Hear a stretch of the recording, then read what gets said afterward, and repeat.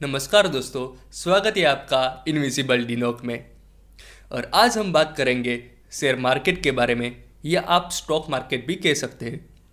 दोस्तों, बेसिकली आज मैं इन पॉइंट्स पर डिस्कस करने वाला हूँ कि स्टॉक मार्केट क्या है और इससे पैसे कैसे कमा सकते हैं, स्टॉक मार्केट में कंपनी कब दिखती है, शेयर कितने प्रकार के होते हैं, शेयर कैसे खरीदें, स्टॉक मार्केट में ट्रेडिंग क्या है, ट्रेडिंग कितने प्रकार की होती है। तो चलिए शुरू करते हैं। सबसे पहले बात करेंगे स्टॉक मार्केट की। आपने लोगों को इसके बारे में अक्सर बात करके देखा होगा और अक्सर इससे जुड़ी पोस्ट आपने इंटरनेट पर बहुत सी देखी होगी। पर क्या आपको पता है कि ज़्यादातर पोस्ट आपको इस चीज़ की सही जानकारी नहीं देती, बल्कि वहाँ पर मौजूद आधी अधूरी जानकारी से यह आपको उल्टा असमंजस में और डाल देती है। कई लोग शेयर मार्केट में निवेश करना चाहते हैं, पर स्टॉक मार्केट के बारे में उनको सही जानकारी न होने के कारण या तो वे शेयर मार्केट में इन्वेस्ट करने से बचते हैं और शेयर में पैसे नहीं लगाते, या फिर शेयर मार्केट में अपने पैसे लगाकर खो देते हैं। स्टॉक मार्केट या फिर शेयर मार्केट, इसके बहुत सारे नाम हैं और अलग अलग लोगों द्वारा यह अलग अलग नामों से जानी जाती है। शेयर, जो कि अंग्रेजी भाषा का शब्द है, इसके सबसे साधारण और आसान अर्थ हिस्सा होता है, और स्टॉक मार्केट जो है वो इसी हिस्से यानी कि शेयर वाले सिद्धांत पर काम करती है। BSc, Bombay stock exchange, Bharat का सबसे बड़ा स्टॉक एक्सचेंज माना जाता है। इसकी स्थापना 1875 में भारत के पहले स्टॉक एक्सचेंज के रूप में की गई थी। भारत का दूसरा stock exchange NSE, national stock exchange of India है। इसकी स्थापना 1992 में भारत के पहले डिम्यूटिलाइज्ड इलेक्ट्रॉनिक स्टॉक एक्सचेंज के रूप में की गई थी। तो आइए जानते हैं कि आखिर ये स्टॉक मार्केट क्या है और यह किस प्रकार से काम करती है। तो आज की हमारी वीडियो शेयर मार्केट से जुड़ी सारी जानकारी देने की कोशिश करेगी, जिससे आप ज़्यादा नुकसान उठाने से बचें और स्टॉक मार्केट के अच्छी जानकारी भी प्राप्त कर सकें। तो फिर बिना देरी किए चलिए शुरू करते हैं। सबसे पहले बात करते हैं स्टॉक मार्केट क्या है। जैसा कि हम जानते हैं कि लोग शेयर मार्केट या स्टॉक मार्केट को अलग अलग नाम से जानते हैं, और ये मैंने पहले ही बताया कि शेयर का सीधा अर्थ होता है हिस्सा। शेयर बाजार में किसी कंपनी में हिस्से को शेयर कह सकते हैं। उदाहरण के तौर पर मान लीजिए कि एक कंपनी ने 1 लाख शेयर जारी किए हैं। अब अगर कोई व्यक्ति उस कंपनी में जितने शेयर खरीदता है, वो उस कंपनी में उतने हिस्से का मालिक हो जाता है।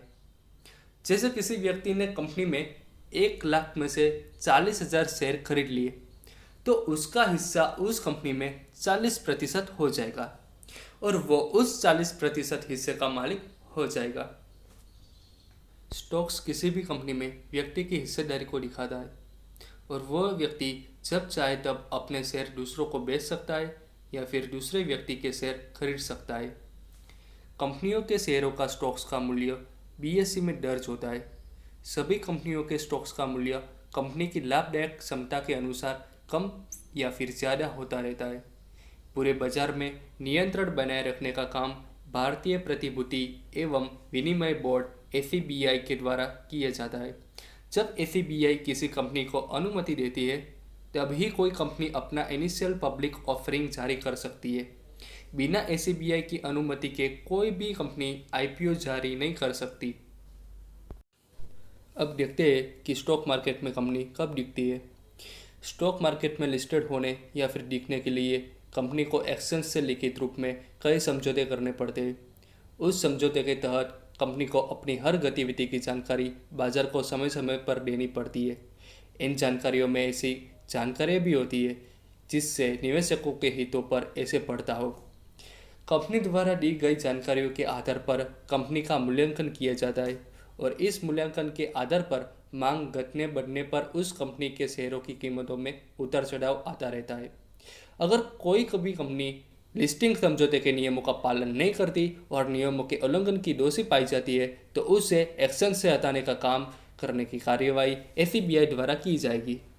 इसके अलावा भी कंपनी को स्टॉक मार्केट में दिखने के लिए काफ़ी चीज़ों से गुजरना पड़ता है, जैसे कि पिछले 3 साल का कंपनी का पूरा रिकॉर्ड, कंपनी का मार्केट में 25 करोड़ से ऊपर हिस्सा, आईपीओ के लिए आवेदक कंपनी की पूंजी कम से कम 10 करोड़ रुपये और एफपीओ के लिए 3 करोड़ रुपये होनी चाहिए।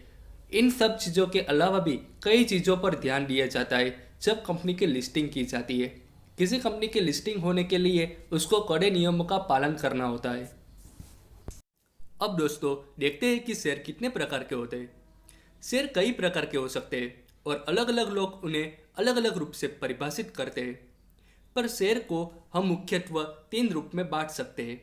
आइए जानते हैं शेयर के प्रकार। पहला है कॉमन शेयर।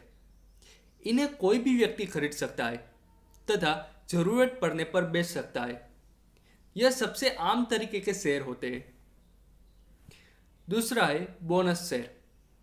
जब कोई कंपनी अच्छा मुनाफा करती है और वह कंपनी अपने शेयर धारकों को उसका कुछ हिस्सा देना चाहती है, इसके बदले वो पैसा नहीं देना चाहती और अगर शेयर देती है तो उसे बोनस शेयर कहते हैं।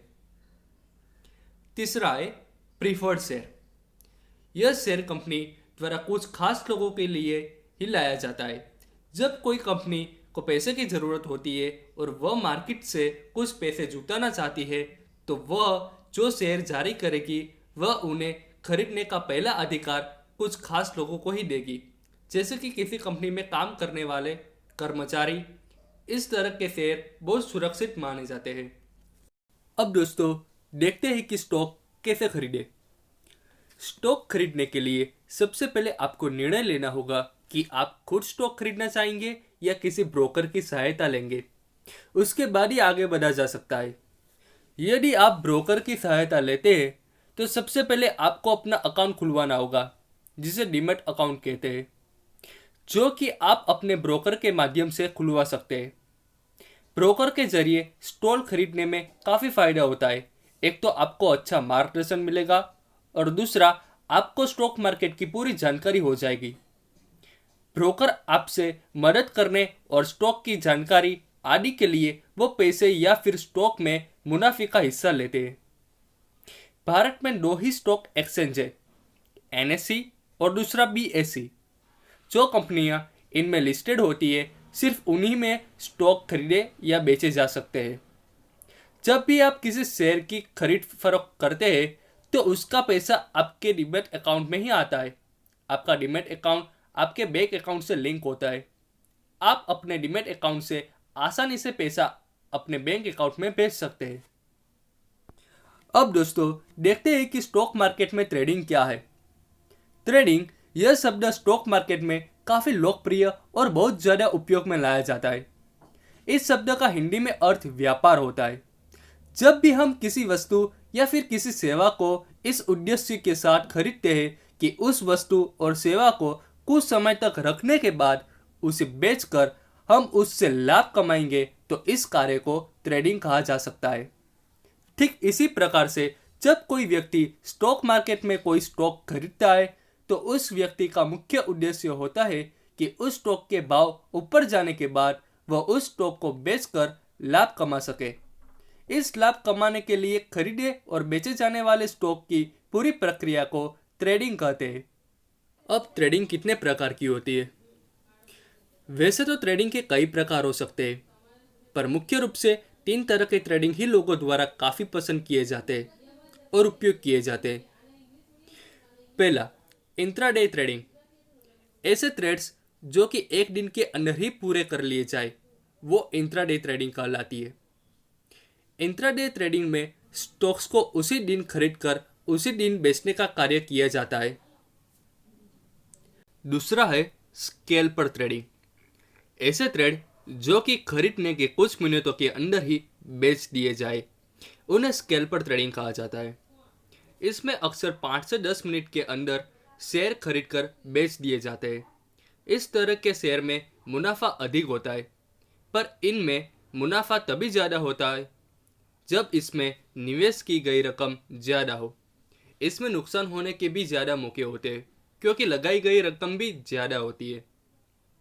तीसरा है स्विंग ट्रेडिंग। इसमें ट्रेडिंग की प्रक्रिया कुछ दिन, हफ्तों या महीनों में पूरे कर ली जाते हैं। स्टॉक खरीदने के बाद निवेशक कुछ समय जैसे हफ्ते या महीने तक अपने पास रखते हैं।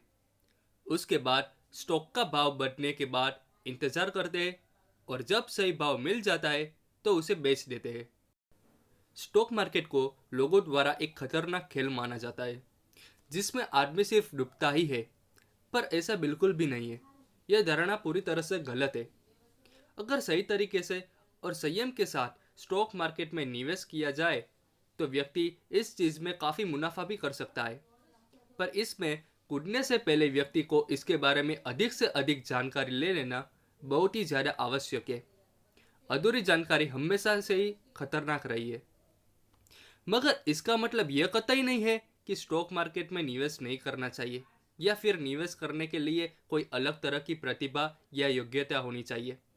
कोई भी कोशिश करके शेयर बाजार की जानकारी लेकर इसमें निवेश करके अपने अनुभव के साथ स्टॉक मार्केट में निवेश के क्षेत्र में महारथी बन सकता है। तो दोस्तों, मेरी आप सभी से गुजारिश है कि आप लोग इस वीडियो को अपने अड़ोस पड़ोस, रिश्तेदारों और अपने मित्रों में शेयर करें, जिससे कि हमारे बीच जागरूकता होगी और इससे सबको बहुत लाभ होगा। मुझे आप लोगों की सहयोग की आवश्यकता है, जिससे मैं और भी नई जानकारी आप लोगों तक पहुंचा सकूं। हम आशा करते हैं कि हमारी ये वीडियो शेयर मार्केट को लेकर आपको पसंद आई होगी। अगर आपका इससे जुड़ा कोई सवाल है तो कृपया कमेंट करके ज़रूर पूछें और हमारे इस नए चैनल को लाइक, शेयर एंड सब्सक्राइब कीजिए। जय हिंद।